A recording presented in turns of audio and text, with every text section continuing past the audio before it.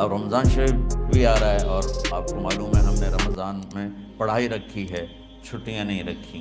جب میں نے حسنین شروع کیا 1999 میں، تو اللہ نے میرے دل میں یہ بات ڈالی کہ رمضان تو علم کا مہینہ ہے، انا انزلناہ فی لیلۃ القدر، اور چاروں آسمانی کتابیں رمضان میں اور سارے صحیفے رمضان میں۔ اپنے اللہ کو کیا پسند تھا اس مہینے کا۔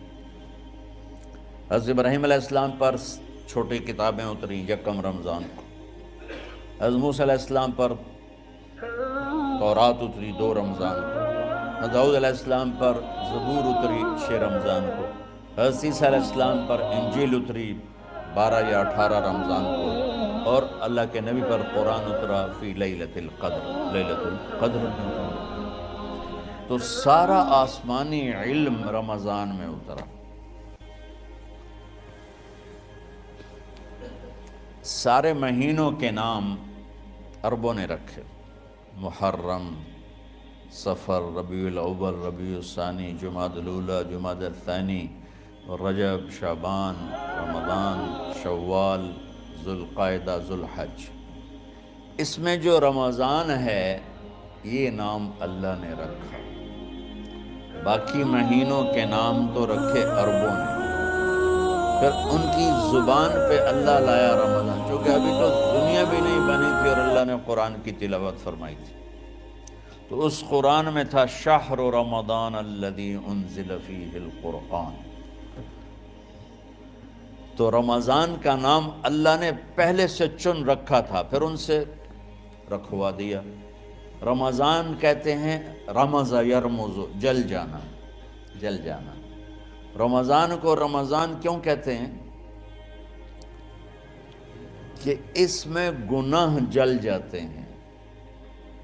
مسلمان پہلا روزہ رکھتا ہے اور اس کے گناہ اللہ جلانا شروع کرتا ہے، اس کی بھوک پیاس کی آگ میں گناہوں کو ڈالتا ہے، جلاتا ہے۔ آخر 29 رمضان یا 30 رمضان آخری رات اللہ تعالیٰ اس کی پچھلے سال کے سارے گناہ معاف فرما دیتا ہے۔ تو اس کو اس سے تشبیہ دی گئی کہ جیسے جلنے سے چیز ختم ہو جاتی ہے، رمضان کے روزے کی بھوک اور پیاس کی تپش سے اللہ تعالیٰ پچھلے سال کے سارے گناہوں کو معاف فرما دیتے۔ تو مجھے خیال آیا اس وقت جب ابھی بالکل کزرع اخرج شطأہ تھا، ہمارے مدرسے کی مثال کزرع اخرج شطأہ، دعا کرو اللہ تعالیٰ فاستغلظ فاستوی علی سوقہ، اسے بنا دے۔ امید تو ہے کہ کچھ شکل اللہ نے بنا دی، اللہ اسے پوری دنیا میں پھیلا دے۔ میری تو تمنا ہے کہ ایک ایسی مثبت سوچ کے علماء کے اللہ میرے ذریعے سے تیار کروا دے جو امت کو جوڑنے والے ہوں، توڑنے والے نہ ہوں۔ کتنا ظلم و ستم ہے کہ پیسے بھی لیتے ہیں اور امت کو توڑ کے چلے جاتے۔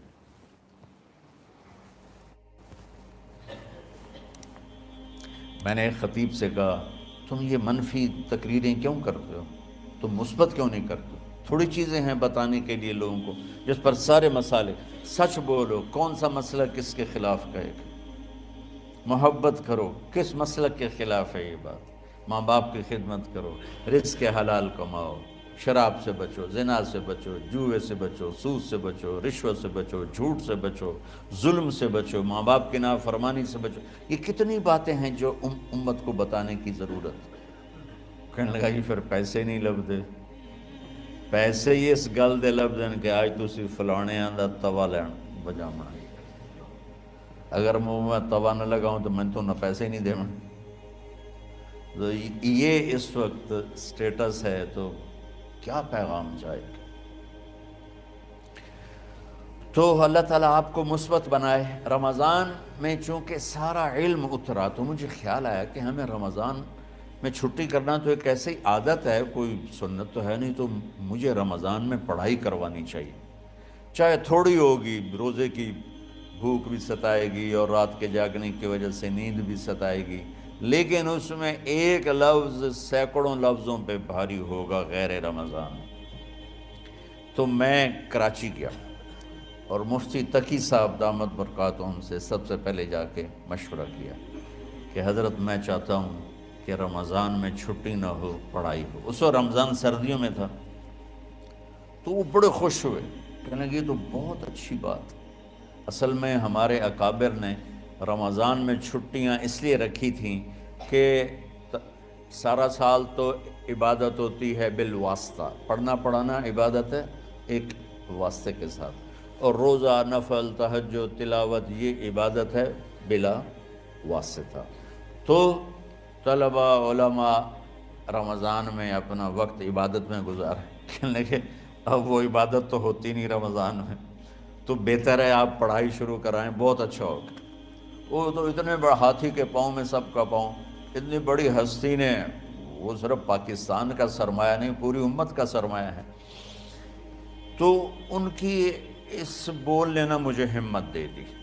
تو پھر میں نے یہاں آ کر اس وقت یہ پہلی جماعت مولوی عدنان صاحب کی اور مولوی مسعود صاحب اور کچھ انتقال کر گئے رحمۃ اللہ علیہ، یہ تھے، تو ہم نے رمضان میں سبق شروع، اس وقت ذرا میری ہمت تھی تو میں رات کو پڑھاتا بھی تھا، بیان بھی کرتا تھا۔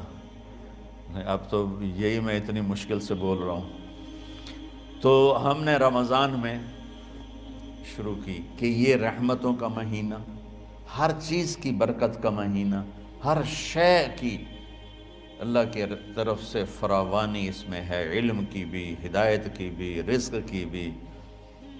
غریب سے غریب آدمی بھی سموسے بنا کے بیٹھا ہوتا ہے، پکوڑے بنا کے بیٹھا ہوتا ہے، اور دسترخوان پہ ایک کی بجائے 3 چیزیں پڑی ہوتی ہیں۔ چاہے رمضان کے بعد سب کے پیٹ خراب ہوں، ایک واری تک کھانے دی تباہی پھیر دیں۔ روزے کا مقصد ہی فوت ہو جاتا ہے۔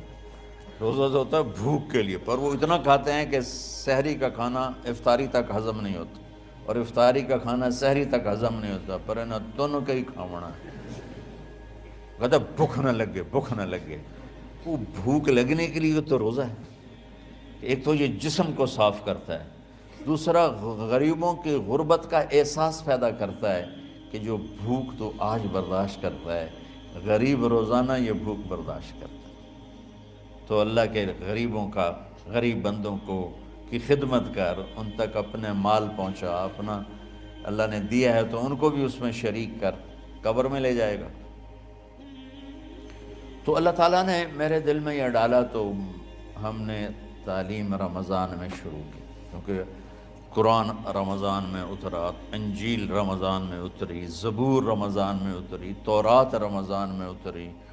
پھر اللہ نے اس مہینے کا نام خود رکھا، شہر رمضان، شہر رمضان۔ اس میں شب قدر رکھی، اس میں رات کی ایک نماز۔ اچھا، پہلی امتوں پہ روزہ فرض تھا افطاری سے افطاری، افطاری سے افطاری، بہت شدید تھا، 24 گھنٹے کا روزہ۔ بس افطاری کے بعد آنکھ لگ جاتی تو روزہ اگلا شروع ہو جاتا تھا۔ تو ہم پر بھی پہلے ایسے ہی روزہ اترا، افطاری سے افطاری۔ تو ابن سرمہ رضی اللہ تعالی عنہ اونٹ چرانے والے تھے، وہ شام کو لوٹے تو بیوی سے پوچھا کوئی افطاری کا سامان ہے؟ انہوں نے کہا ہے تو نہیں، میں کہیں سے لے آتی ہوں۔ وہ گئیں افطاری کا کوئی سامان لینے، ان کو تھوڑی دیر ہو گئی اور ان کی آنکھ لگ گئی، تھکے ہوئے تھے، سورج ڈوب گیا۔ جب وہ آئیں تو ان کا ہائے سرمہ تو ہلاک ہو گیا۔ کہ کیا ہوا؟ کہ اگلا روزہ شروع ہو گیا کیونکہ تیری آنکھ لگ گئی۔ تو انہوں نے کہا چلو کوئی بات نہیں، لیکن ظہر کے وقت بے ہوش ہو گئے۔ ایک روایت میں آتا ہے نماز پڑھنے آئے اور گر گئے، اور ایک میں آتا ہے گھر میں بے ہوش ہوئے۔ تو جو بھی صورتحال تھی اللہ کے نبی کو پتہ چلا۔ کیا ہوا سرمہ کو؟ کہا جی وہ افطاری کر نہیں سکے تو روزہ شروع ہو گیا تو بے ہوش ہو گئے۔ تو اللہ کے نبی رنجیدہ ہوئے، تو اللہ تعالیٰ نے قرآن اتار دیا، چلو میرے محبوب ساری رات کھاؤ، حتیٰ یتبین لکم الخیط الابیض من الخیط الاسود من الفجر، کہ میرے محبوب صبح صادق تک آپ کی امت کو اجازت ہے، کھاؤ۔ پہلی امتوں پر افطاری سے افطاری، لیکن ان کی نماز تراویح نہیں تھی۔ تو ہمیں اللہ تعالیٰ نے دیا سحری تک، پوری رات۔ اچھا ایک صحابی آئے، یا رسول اللہ میں تو مارا گیا۔ آپ نے کہا کیا ہوا؟ کہا میرا روزہ تھا، میں بیوی کے پاس چلا گیا۔ آپ نے کہا تو پھر تو غلام آزاد کر، کفارہ دے۔ کہا جی میں تو خود غریب آدمی ہوں، غلام کہاں سے آزاد کروں، خریدنا پڑے۔ آپ نے کہا 60 مسکینوں کو کھانا کھلا۔ کہ میں آپ مسکین ہیں، میں کینوں کھانا کھلاؤں؟ آپ نے فرمایا پھر آخری ہے کہ 60 روزے رکھ، مسلسل رکھنے ہوتے ہیں جو کفارے کے ہوتے ہیں۔ وہ کہنے لگا ایک روزے چاہے کم کیتا ہے، 60 روزے اج میں کی کروں گا؟ تو آپ نے فرمایا اچھا ٹھیک ہے بیٹھ جا۔ بیٹھ گئے۔ تھوڑی دیر ہوئی تو ایک انصاری صحابی کھجوروں کا ٹوکرا لے کر رکھے، یا رسول اللہ یہ صدقے کی کھجوریں ہیں، تقسیم فرما دیں۔ تو آپ نے فرمایا بھائی وہ کدھر ہو؟ کہا جی بیٹھا ہوں۔ آپ نے کہا ادھر آ، یہ کھجوریں لے جا اور 60 گھروں میں تقسیم کر دے۔ سبحان اللہ، اللہ نے اس امت کو لاڈ لڈائے ہیں، یہ اللہ کی لاڈلی امت۔ عجیب واقعہ یہ، کہنے لگا یا رسول اللہ، اللہ کی قسم مدینے میں مجھ سے غریب کوئی نہیں، آپ ایسا کرو یہ میرا کفارہ مجھے ہی صدقہ کر دو۔ تو آپ اتنا ہنسے کہ یہ آخری دانت نظر آنے لگے۔ بہت کم ایسا ہوتا تھا، فَضَحِكَ حَتَّى بَدَتْ نَوَاجِذُهُ، ایسا ہنسنا آپ کبھی کبھی ہنستے تھے کہ آخری دانت پورا منہ کھل جائے۔ تو آپ اتنا ہنسے کہ آخری دانت تک نظر آنے لگے۔ تو آپ نے کہا اچھا جا لے جا تیرے واسطے، لیکن یہ صرف تیرے لیے اور کسی کے لیے نہیں ہے۔ تو جب ایسی خیانت ہوئی تو اللہ تعالیٰ نے دوسرا حکم بھی اتار دیا، باشروہن، کہ تمہارے لیے بیوی بھی حلال ہے، کھانا بھی حلال ہے جب تک صبح صادق نہیں ہو جاتی۔ لیکن اللہ نے ہمیں ایک نماز عطا فرما دی جس کو ہم آج صلاۃ التراویح کہتے ہیں۔ میرے نبی کے زمانے میں اسے قیام اللیل کہا جاتا تھا۔ تراویح کا نام کب پڑا اس کا تو مجھے پتہ نہیں، کہیں نہ کہیں لکھا ہوگا، لیکن صحابہ کے دور میں اس نماز کا نام تھا قیام اللیل۔ اس لیے حضرت عائشہ رضی اللہ تعالیٰ عنہ کی روایت ہے جس سے 8 رکعت والے حضرات استدلال کرتے ہیں کہ رمضان اور غیر رمضان میں، اس کو امام بخاری نے قیام اللیل کا ہی عنوان دیا ہے، آپ نے 11 رکعت سے زیادہ نماز نہیں پڑھی۔ ایک ضعیف روایت میں ہے کہ آپ نے 3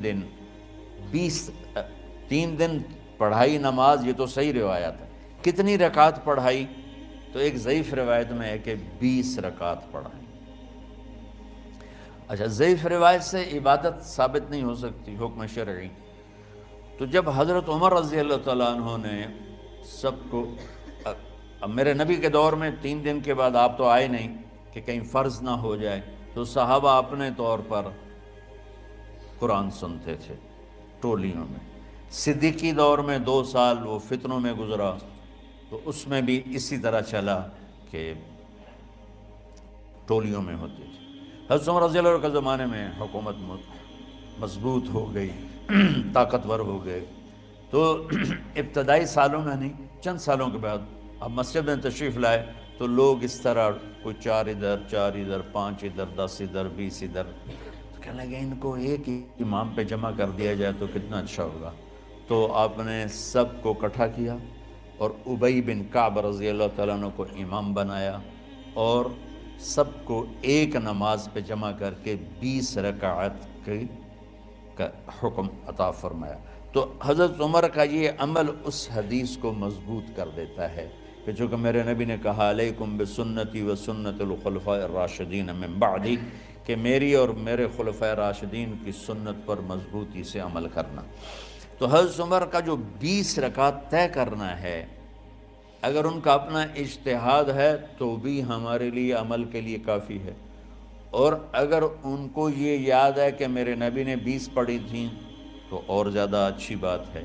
لیکن بہرحال جو 8 پڑھتا ہے ہمارا اس پہ بھی کوئی اعتراض نہیں، چونکہ وہ بھی حدیث کے ساتھ بات کرتا ہے، اور باقی پوری امت 20 پڑھتی ہے، ان پر بھی اعتراض نہیں۔ میں ایک جگہ سے گزر رہا تھا، نماز کا وقت ہو گیا، اہل حدیث کی مسجد تھی، میں وہاں نماز پڑھنے چلا گیا، تو ایک بہت بڑا اشتہار لکھا ہوا تھا، 20 تراویح ثابت کرنے والے کو 5 لاکھ روپے انعام۔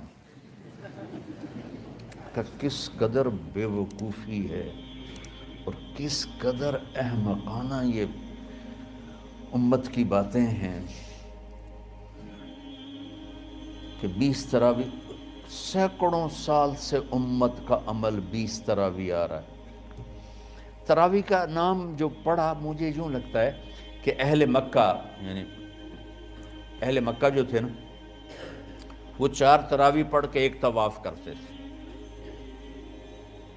تو وہ آرام کے لیے ہوتا، ترویحہ آرام، تھوڑی دیر کا آرام، تو 4 تراویح کے بعد ایک طواف کرتے تھے۔ وہ چھوٹا سا طواف 10 منٹ میں ختم ہو جاتا تھا، اور پھر 4 تراویح پڑھتے تھے، پھر طواف کرتے تھے، پھر 4 پڑھتے تھے، پھر طواف کرتے تھے۔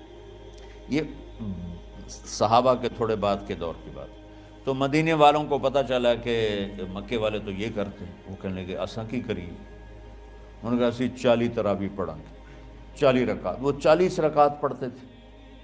تو نوافل میں کوئی سختی نہیں کہ بھائی 8 سے زیادہ نہیں پڑھنی، بدعت ہو جائے گی، اور 20 پڑھنا بدعت ہے، یہ سب جہالت کی بات ہے۔ اور یہ 8 پڑھ رہے ہیں یہ غلط ہے، یہ بھی حماقت کی بات ہے۔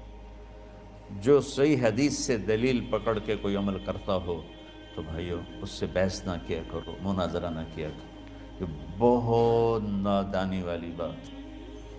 اور امت کا خلق لاکھوں کروڑوں انسانوں کا ایک عمل پہ جمع ہونا، یہ بذات خود اس کی طاقت کی ایک دلیل۔ اور حرمین جب سے میرے رب نے، حضرت عمر نے 20 رکعت شروع کی، آج تک وہاں بھی ساری مساجد میں 8 رکعت تراویح ہوتی ہے، لیکن حرمین کی مسجد میں 20 رکعت، ادھر بھی ادھر بھی۔ اور یہ جو وہاں ختم قرآن پہ دعا نہیں مانگی جاتی، یہ کس کا عمل ہے؟ حضرت عثمان کا۔ حضرت عثمان نے اپنے دور خلافت میں تراویح پڑھانے والے سے کہا جب قرآن ختم کرو تو دعا کرنا۔ وہ کہنے لگے جی کیا دعا کروں؟ کہ جو تیرے دل میں آیا کرنا۔ تو ختم قرآن کی رات تراویح کی آخری رکعت میں من الجنت والناس کے بعد دعا کے لیے ہاتھ اٹھانا، یہ حضرت عثمان رضی اللہ تعالیٰ عنہ نے اس کو زندہ فرمایا۔ اور امام دعا کرتا تھا 1 منٹ، 10 منٹ، 20 منٹ، جتنے بھی، اور پیچھے لوگ آمین کہتے تھے۔ وتر کی جماعت نہیں ہوتی تھی، وتر کو باجماعت حضرت مولا علی رضی اللہ تعالیٰ عنہ نے شروع کی کہ وتر کو بھی باجماعت پڑھا جائے۔ تو یہ ان کی سنت ہے کہ وتر کو باجماعت پڑھا گیا۔ تو اب یہ لہٰذا یہ سارے سنت جو کام ان خلفۂ راشدین سے ہوا وہ بھی سنت ہے۔ تو اللہ نے ہمیں ایک عبادت دے دی کہ میرا قرآن پڑھو اور سنو۔